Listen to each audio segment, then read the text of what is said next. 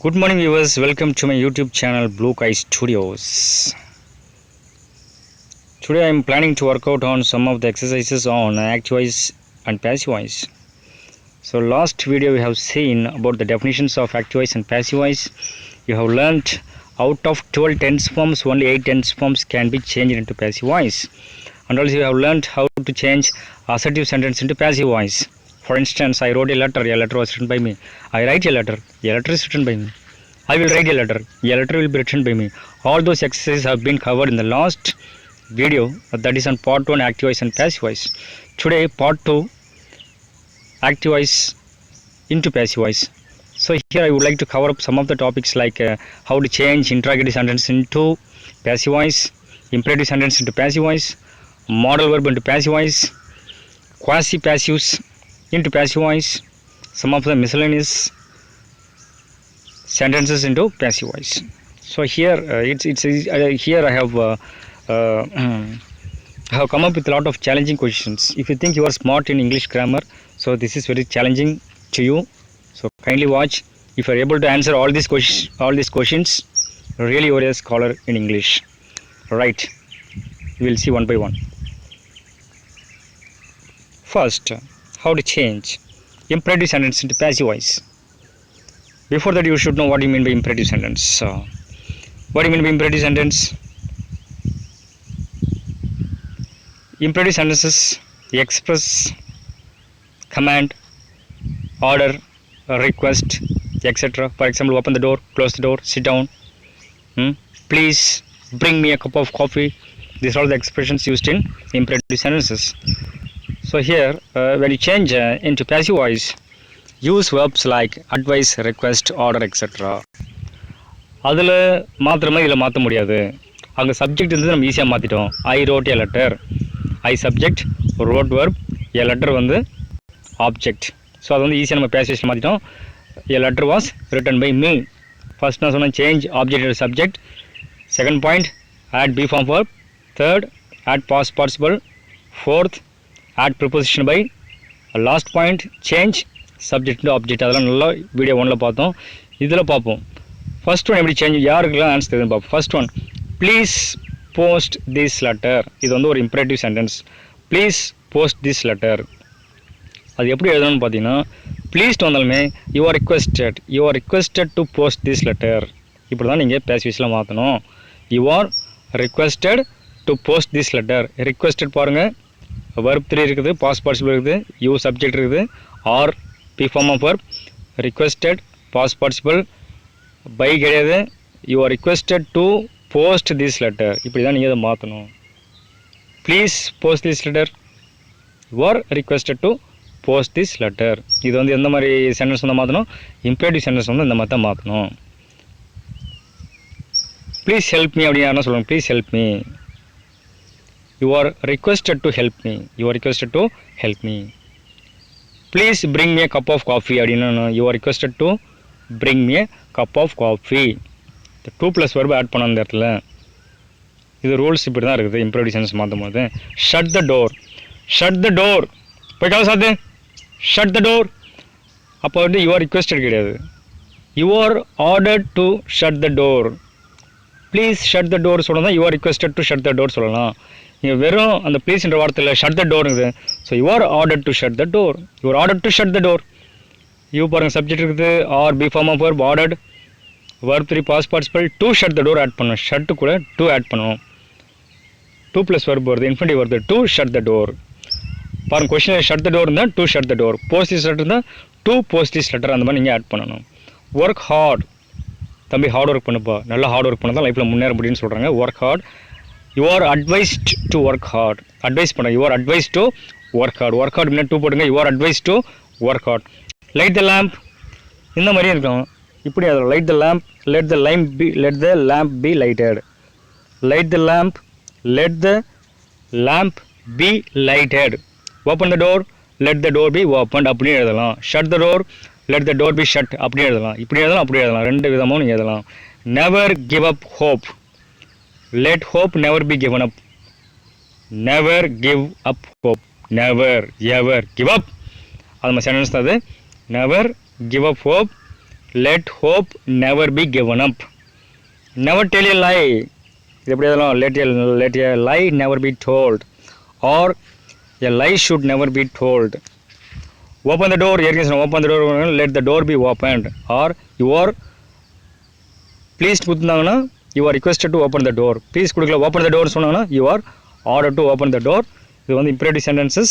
இது புரிஞ்சா ஓகே, புரியலனாலும் ஒன்றும் பிரச்சனை இல்லை. ஏன்னா எக்ஸாம்பிள் வந்து இது ரொம்ப ரேராக தான் கேட்பாங்க. நீங்கள் அந்த வீடியோ பார்த்தீங்க மாதிரி எப்படி அசர்டிவ் சென்டென்ஸ் பேசிவ் வாய்ஸில் மாற்றுதுன்னு அது தெரிஞ்சாலுமே இட்ஸ் வெல் அண்ட் குட். இது கொஞ்சம் கஷ்டமாக இருக்குதுன்னா இதை ப்ராக்டிஸ் பண்ணுங்கள். இது வந்து நீங்கள் மேக்ஸ் சயின்ஸ் மாதிரி don't apply rules like mathematics. English கிராமர்ன்றது ரூல்ஸ் கிடையாது. First you understand the rule, அதை வந்து இன்டர்னலைஸ் பண்ணிங்க, மெமரைஸ் பண்ணிங்க. அது வெளில வரும்போது நேச்சுரலாக இருக்கணும். இந்த மாதிரி சென்டென்ஸ்லாம் நீங்கள் பேசும்போது எழுதும்போது வந்து natural please close the door, you are requested to close the door. அது வந்து உங்களுக்கு நேச்சுரலாக வரணும். அங்கே போய்ட்டு subject object add be form of past participle நினச்சிங்கன்னா அந்த சென்டென்ஸ் குடிச்சிட போயிடும். ஸோ இதான் வந்து how to change imperative sentence into passive voice. So go through பண்ணுங்கள். எதாவது மிஸ்டேக்ஸ் இருந்தால் கமெண்ட் பாக்ஸில் எனக்கு சொல்லுங்கள். Next one interrogative sentence. Interrogative sentence என்னது? Question types. இந்த who, which, how, when, where, what இந்த மாதிரி கொஷின்ஸ் நம்ம யூஸ் பண்ணுவோம். ரிலேட்டிவ் ப்ரொனவுன்ஸ் யூஸ் பண்ணுவோம். அந்த மாதிரி கொஷின்ஸ் வந்து எப்படி பேசி வயசில் மாற்றுறது, இதுவும் கொஞ்சம் டிஃபிகல்ட்டான விஷயம் தான். இது கொஞ்சம் மைண்ட் யூஸ் பண்ணணும். Who wrote this letter.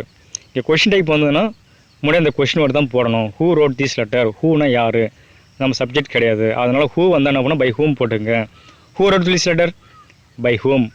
Road past tense, ரோட்டோடைய பாஸ்ட் டென்ஸ், ரோட் தான் பாஸ்ட் டென்ஸ், அதனுடைய பி ஃபார்ம் ஆஃப் வர்ப் தெரியும், வாஸ் போட்டுங்க. பை ஹூம் வாஸ், ரோடோடைய past participle written, by whom was this letter written.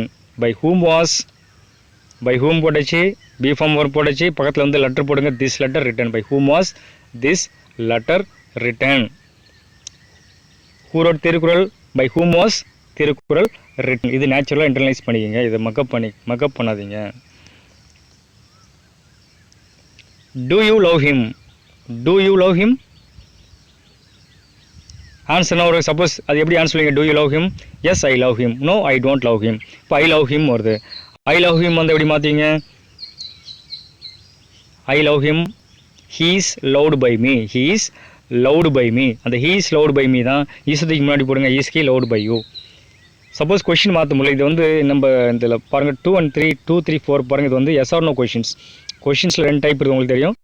WH questions ஒன்று, ரெண்டாவது வந்து yes or no type questions. இங்கே 2, 3, 4 do you love him, did he break window, have you taught the boy, இதெல்லாம் வந்து yes or no questions. இதில் வந்து who, which, what போகணும்னு அவசியமே கிடையாது. அது முன்னாடி ஆக்சுவலி வச்சு ஸ்டார்ட் பண்ணலாம். So do you love him வந்து என்ன பண்ணணும்? Is he loved by you, is he loved by you. Question mark ரொம்ப முக்கியம். இருக்கிற கொஷின் மார்க் நீங்கள் ரிப்பீட் பண்ணணும். சரி, டூ யூ லவ் ஹிம் தெரியலன்னா என்ன பண்ணலாம்? அது ஆன்சர் என்ன வரும்? Do you love him, I love him, I love him. அந்த மாதிரி வச்சுக்கூட நீங்கள் மாற்றலாம். I love him, he is loved by me. So is he loved by you. Do you love him, I love him. Do you love him வந்து statement எப்படி மாற்றிங்க? ஐ love him மாற்றிங்க.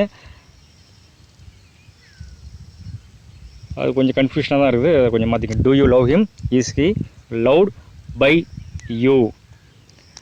Did he break window, did he break window, did he break window. அவன் விண்டோவை உடைச்சானா, விண்டோவை break பண்ணானா. Did he break window.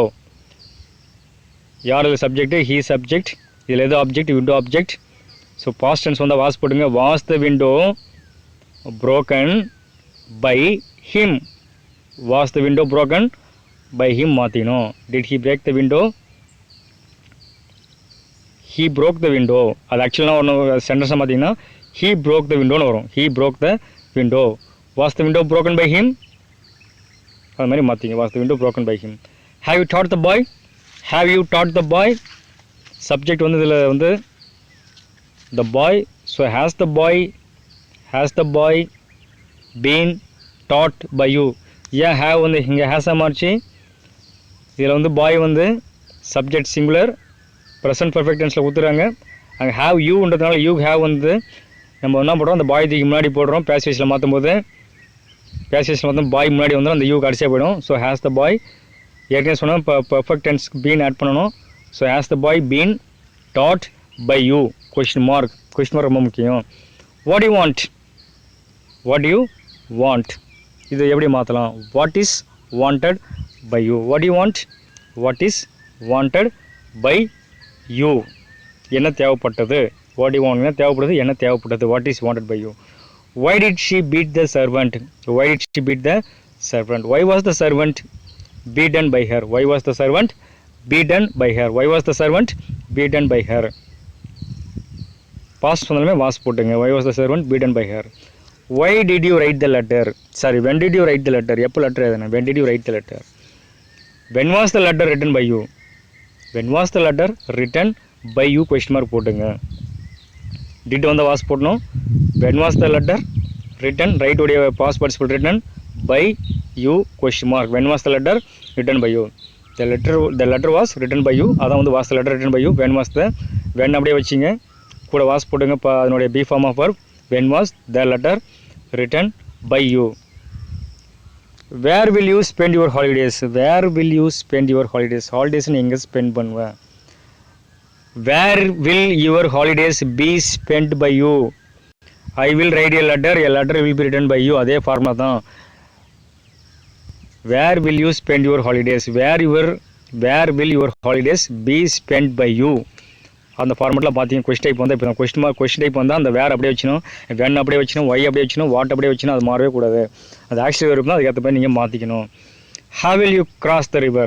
இந்த river எப்படி கிராஸ் பண்ணுவேன்? How will you cross the river? How will the river be crossed by you? How will the river crossed by you வரணும். Will you teach me? Will I be taught by you? Will you teach me வந்து எப்படி எழுதணும்? Will I be taught by you? Have you helped him?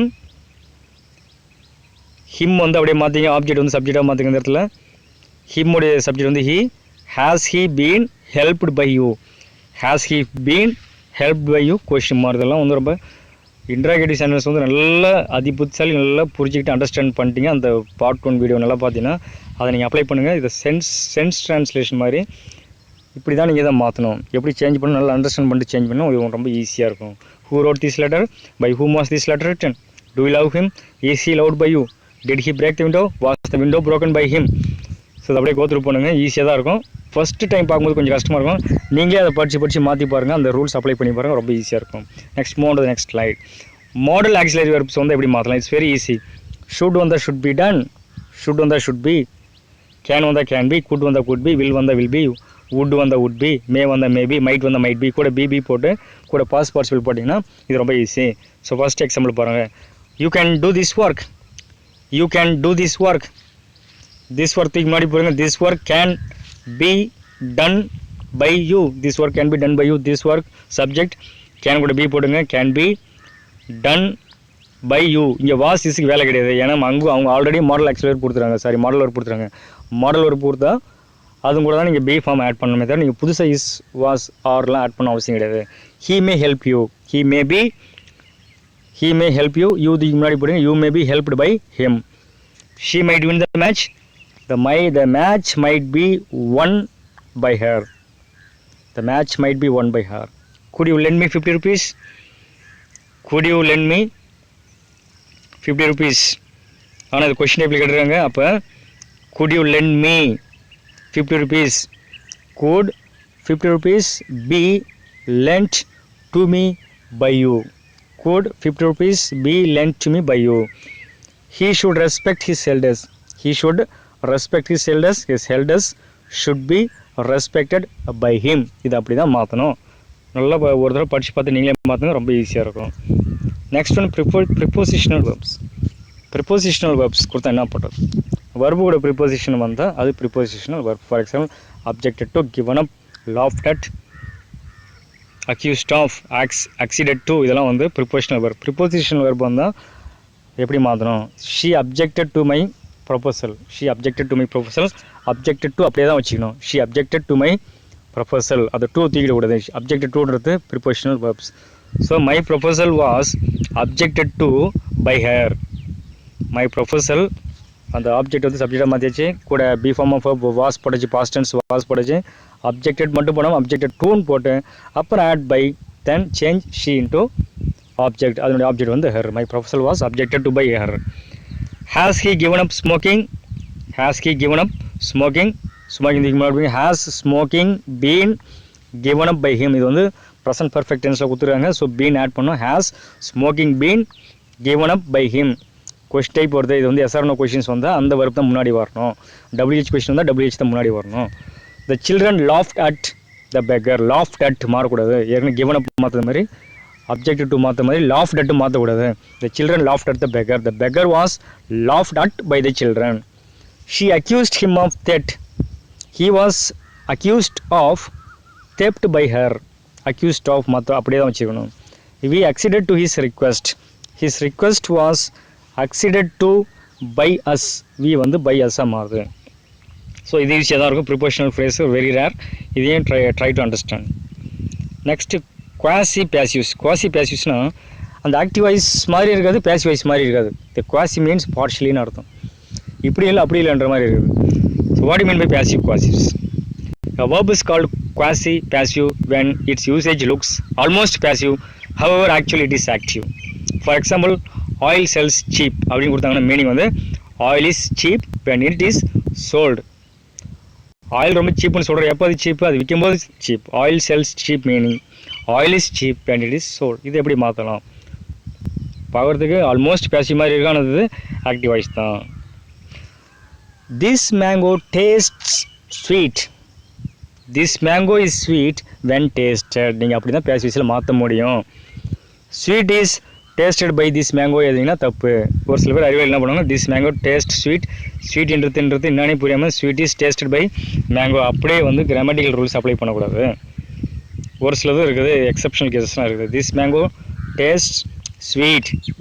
This mango is ஏன் ஸ்வீட்ன்றது வந்து இந்த இடத்துல வந்து objective தான். இனி தித்திப்பாகுது அப்ஜெக்டிவ். அங்கே ஆப்ஜெக்டிவ் தான் மாற்றுறீங்க, ஆப்ஜெக்டிவ் கொடுக்கல அவங்க, அப்ஜெக்டிவ் தான் கொடுத்துருக்காங்க. This mango taste sweet. This mango is sweet when tasted. This shop is building. This shop is building கிடையாது, நம்ம தான் அந்த பில்டிங்கை கட்ட முடியும், அந்த ஷாப்பை கட்ட முடியும். ஷாப்பே வந்து ஷாப்பை கட்டிக்க முடியாது. த ஷாப் இஸ் பில்டிங் கிடையாது. அது எப்படி இந்த ஷாப் இஸ் பீயிங் பில்ட், ஐஞ்சி வந்து பீயிங் போட சொன்ன த ஷாப் இஸ் பீயிங் பில்ட்னு மாற்றிக்கலாம். The rose smells sweet, first type மாதிரி தான். The rose is sweet when smelt. அதை நறுமணம் செய்யும் போது தான் அது ரொம்ப என்னுடைய ஸ்மெல் வந்து சூப்பராக இருக்குது, ஸ்வீட்டாக இருக்குது. Your shirt needs washing.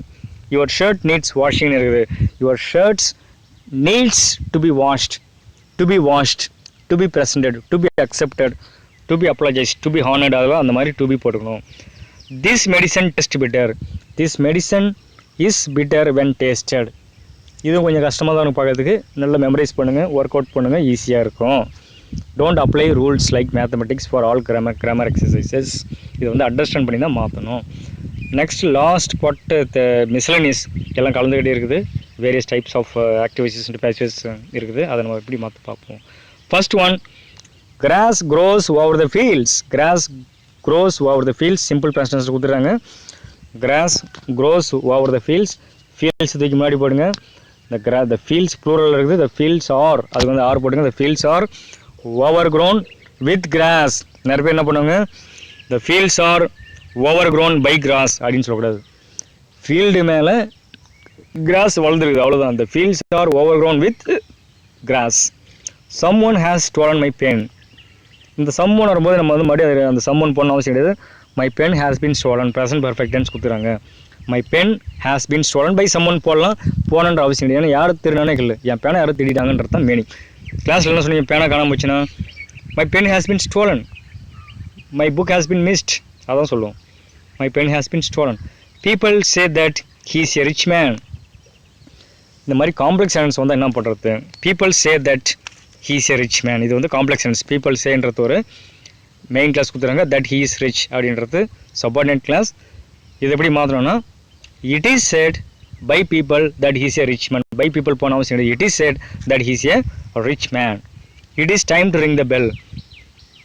It is time to ring the bell. It is time for the bell to be rung. It is time for the bell to be rung. Your behaviour surprises me.